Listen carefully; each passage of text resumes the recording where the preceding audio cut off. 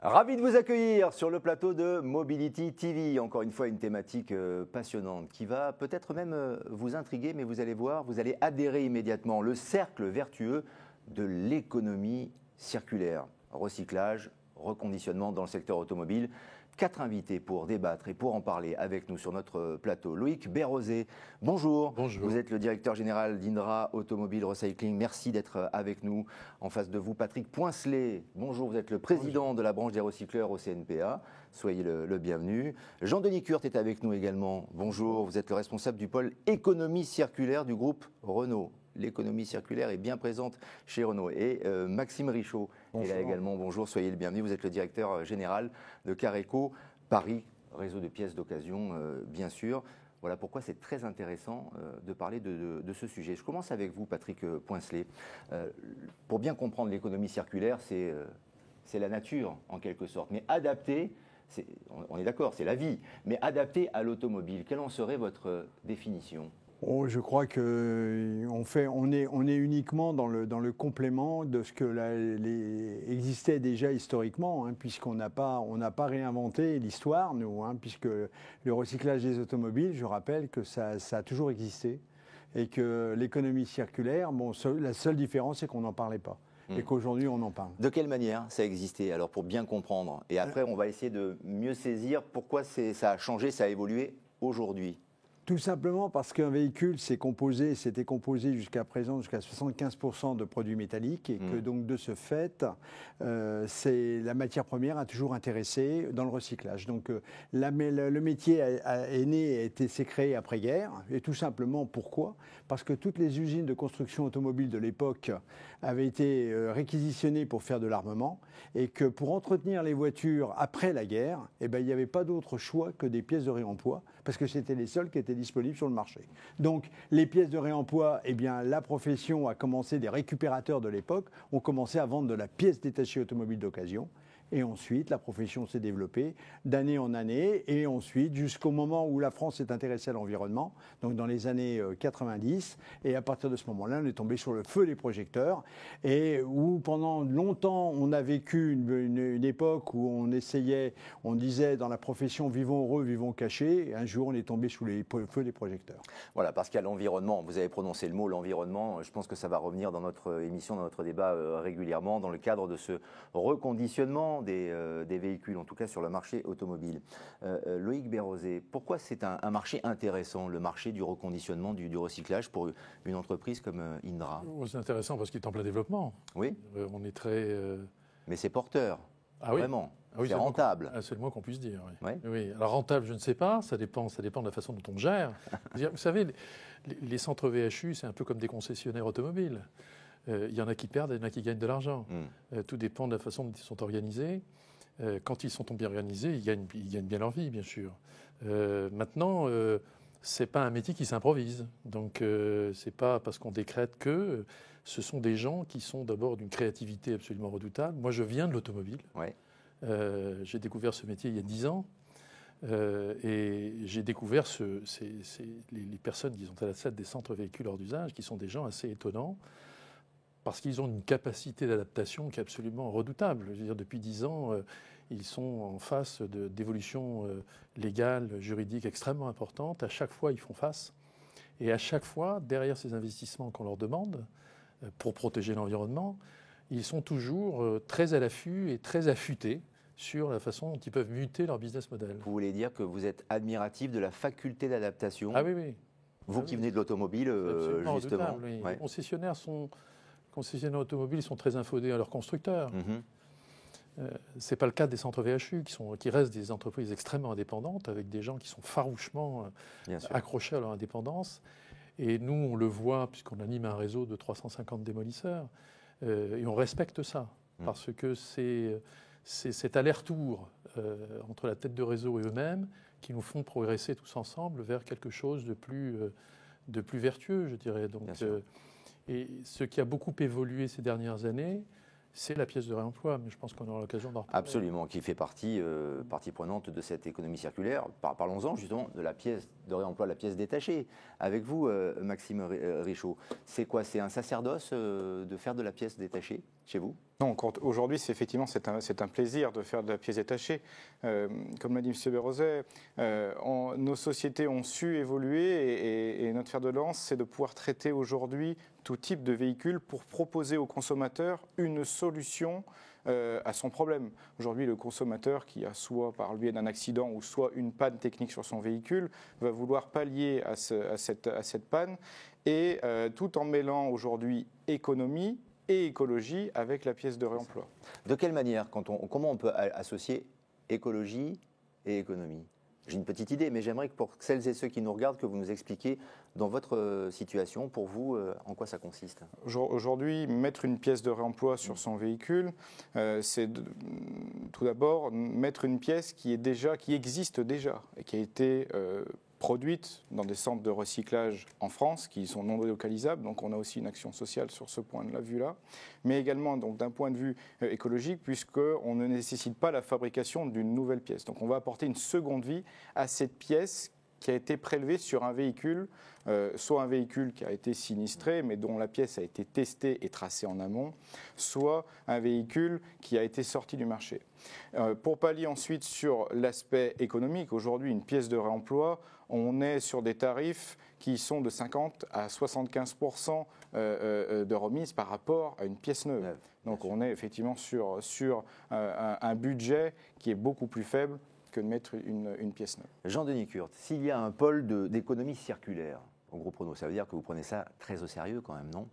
Absolument, absolument. Ça fait, vous n'allez pas me démentir. Non, je ne vais pas vous démentir, effectivement. Bon, ça a été dit, effectivement, l'économie circulaire, c'est quelque chose qui n'est pas nouveau dans l'automobile. Mais bon, en ce qui concerne Renault, depuis 10 ans, on peut dire qu'on a vraiment accéléré. C'est peut-être l'approche par rapport à l'environnement qui est un peu différente de ce qui se passait il y a quelques années. Oui, mais c'est aussi la façon de le faire malgré tout. Hein. Effectivement, comme a dit Loïc Bérozet, on parlera de la pièce de réemploi, des outils qui existent aujourd'hui. On ne va plus dans une casse automobile chercher le rétroviseur d'une autre couleur, peut-être pas tout à fait du même modèle, etc. Aujourd'hui, voilà, tout est en ligne. Donc il y a une façon, des outils numériques qui permettent d'aller beaucoup plus loin, de mettre ça à la portée de tout le monde. Pour nous aussi, c'est une façon d'aller vers de nouveaux clients. Bien sûr.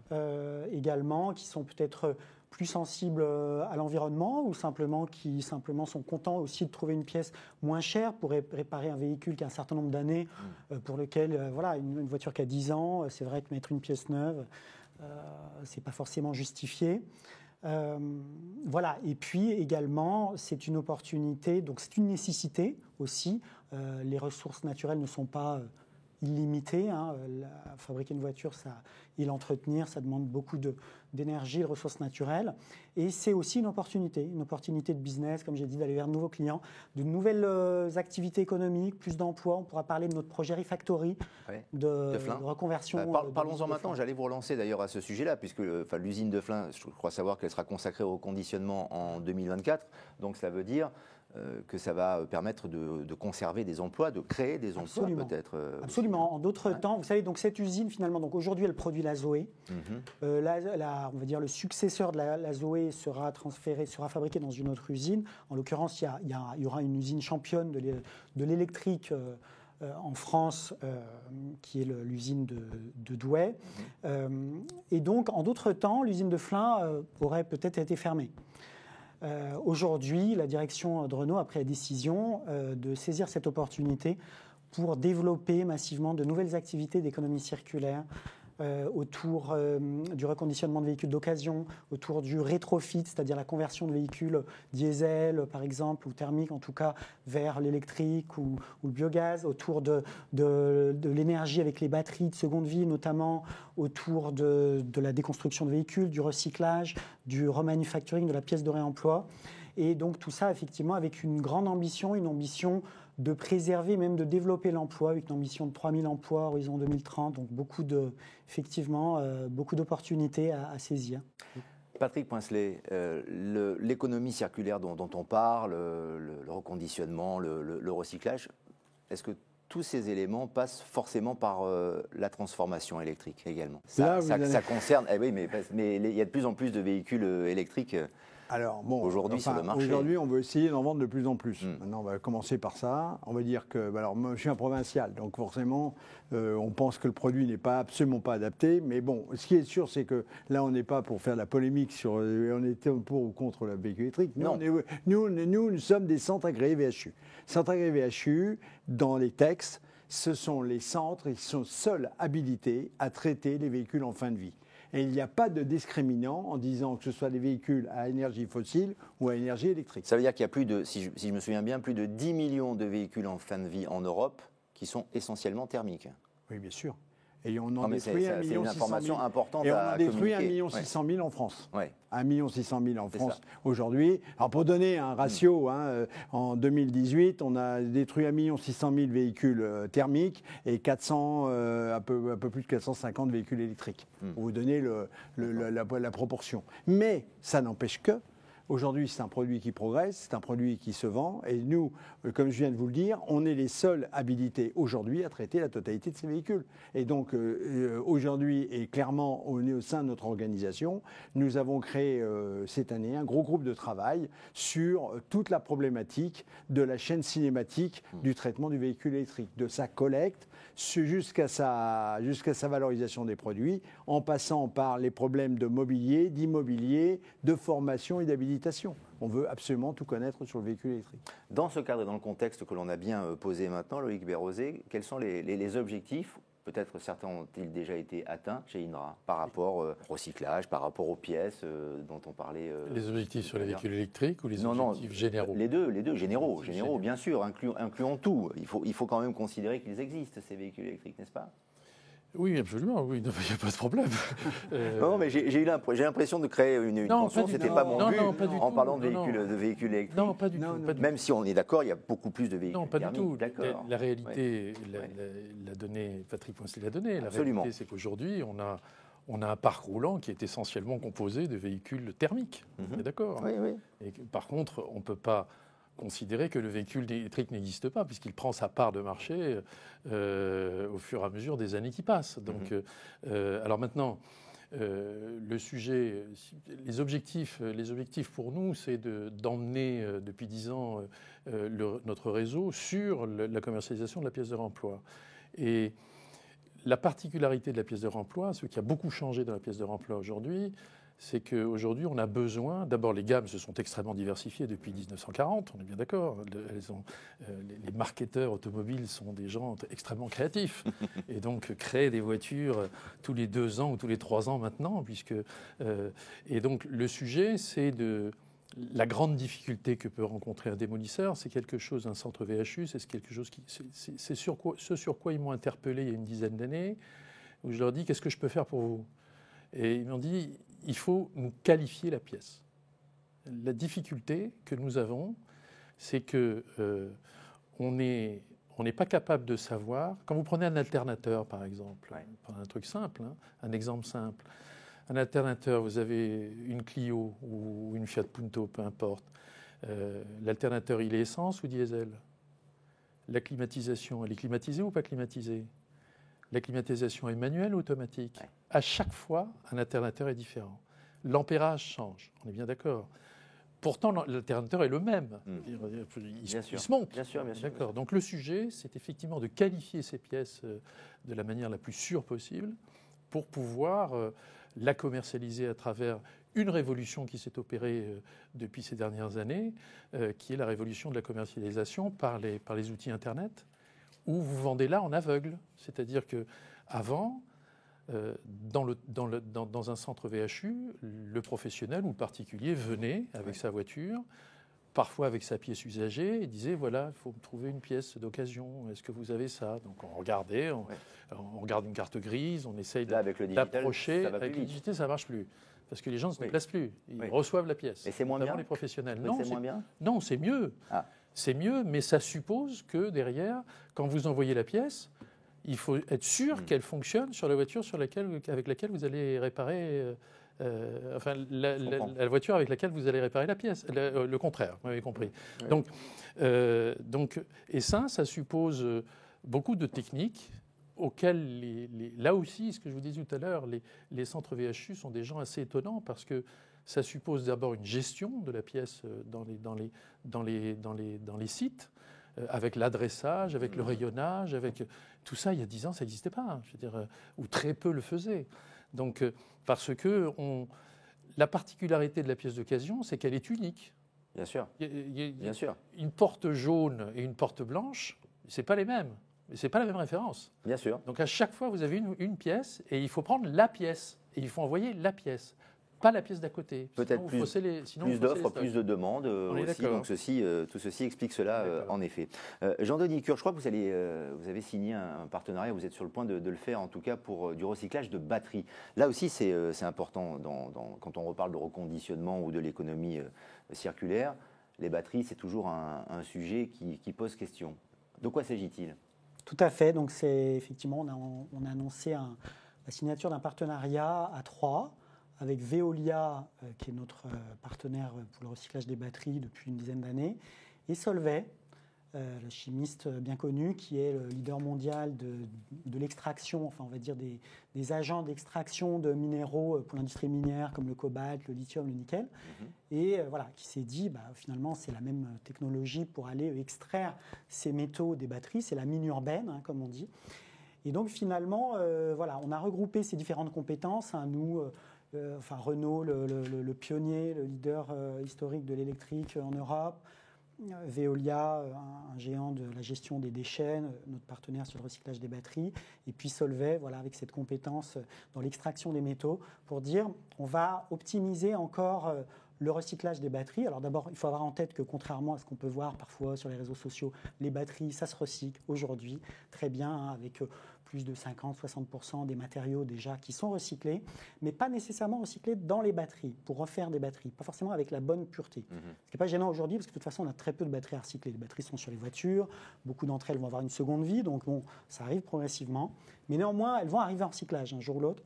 Et donc du coup, ça vaut vraiment la peine de pouvoir réutiliser ces matériaux une fois qu'ils ont été extraits, utilisés une première fois, les réutiliser et donc les purifier, les extraire, les purifier de façon à pouvoir les remettre sur les batteries, donc pour refaire des batteries pour les futures voitures électriques. Très bien. Maxime Richaud, quand on sait que 20% qu'il y a 20% de matière recyclée dans les véhicules fabriqués en Europe aujourd'hui, chez vous, vous intervenez à quel moment dans la chaîne sur ce circuit-là ?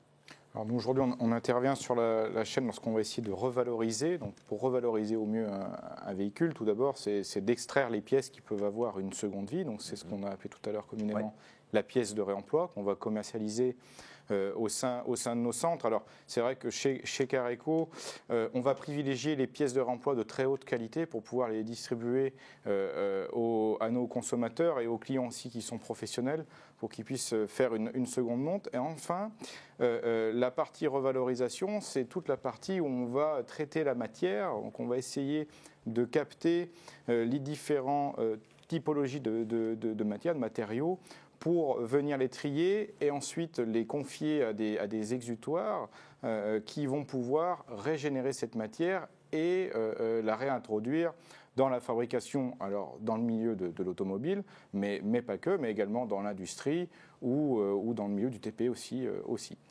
Ouais.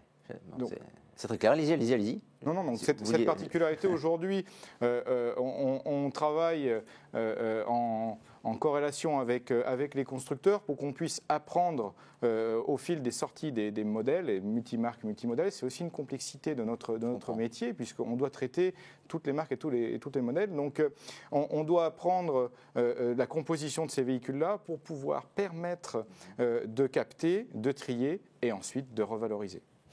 Est-ce qu'on pourrait, pour conclure, parce que le temps s'égrène, malheureusement, le temps passe très vite avec vous, le sujet est intéressant, mais je voudrais terminer avec vous sur, je me souviens quand Édouard Philippe était Premier ministre, il avait parlé d'un 100% d'économie circulaire, je ne sais pas si vous vous souvenez. Est-ce que ce serait possible dans le monde de l'automobile ? Attendez, je vais déjà recadrer un petit peu ce que vous avez dit tout à l'heure. Je rappelle que l'automobile en France est le produit de consommation le plus recyclé, puisqu'aujourd'hui, on est à 95% de la masse d'un véhicule.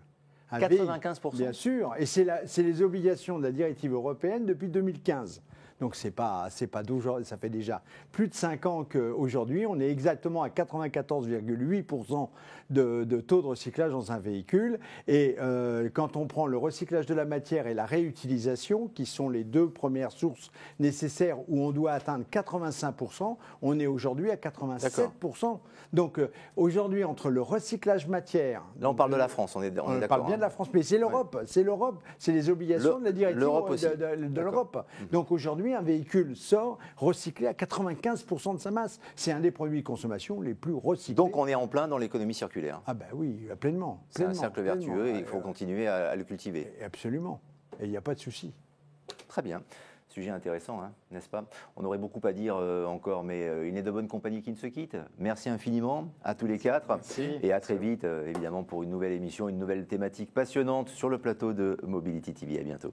Et j'aurais aimé pouvoir dire que ça n'était sans subvention, sans aide et sans coût pour le dernier détenteur. Eh bien, vous l'avez dit. Merci beaucoup. À bientôt.